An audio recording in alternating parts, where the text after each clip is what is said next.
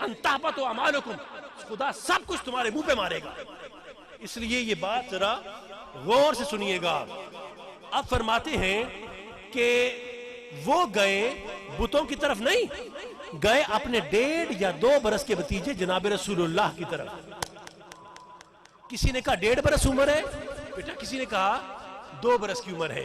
اب میں کوشچن کر رہا ہوں دوبارہ آپ سے کہ حضور کی عمر ہے 1.5 یا 2 برس کی، اور بتوں کی طرف ابو طالب نہیں گئے، رسول اللہ کی طرف گئے، یعنی 1.5 یا 2 برس کی عمر تک جناب ابو طالب نے رسول اللہ میں اتنا تو دیکھ لیا تھا۔ ہائے محسوس کیا میرے جملے کو؟ شہزاد اکبر صاحب کیا آپ نے؟ آپ کیجئے، سیاست بھی کیجئے، سیاست عشق مصطفیٰ کی پوری بھی دیتے جائیے۔ توجہ ہے آپ کی؟ ذرا سنیے گا میری بات کو۔ فرمایا کہ وہ رسول اللہ کی طرف گئے، یعنی 1.5 برس کی عمر میں ابو طالب نے نبی میں اتنا تو دیکھ لیا تھا کہ انہیں پتا تھا کہ بتوں کی طرف جانے سے بہتر ہے اس کی طرف آنا۔ تو جو چچا اپنے بھتیجے کی 1.5 برس کی عمر میں اتنا دیکھے کہ وہ 1.5 برس کی عمر میں بھی بتوں کی طرف نہیں جاتا اور رسول اللہ کی طرف جاتا ہے، تو جب حضور کی عمر 40 برس کی ہو گئی ہوگی تو جناب ابو طالب نے نبی میں کتنا کچھ دیکھا ہوگا۔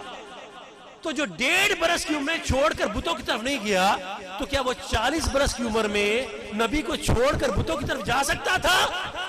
خدا کی قسم ہمارا یہ عقیدہ ہے کہ ایسی ساری حدیثیں بکواس ہیں کہ جس کے اندر یہ کہا جائے کہ جناب ابو طالب کا ایمان کامل نہیں تھا۔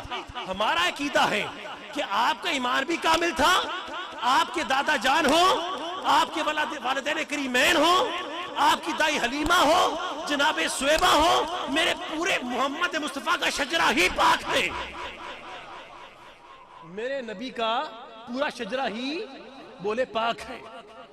تیری نسل پاک میں ہے بچہ بچہ نور کا، تو ہے عین نور تیرا سب گھرانہ نور کا۔ یہ گھرانہ آدم سے لے کے چلا آ رہا ہے۔ توجہ ہے آپ کی؟ حضور کا ایک نسبت پاک ہے، حضور کی ایک نسبت مطہر ہے۔ اب ذرا سنیے گا جس مقصد کے لیے حدیث کو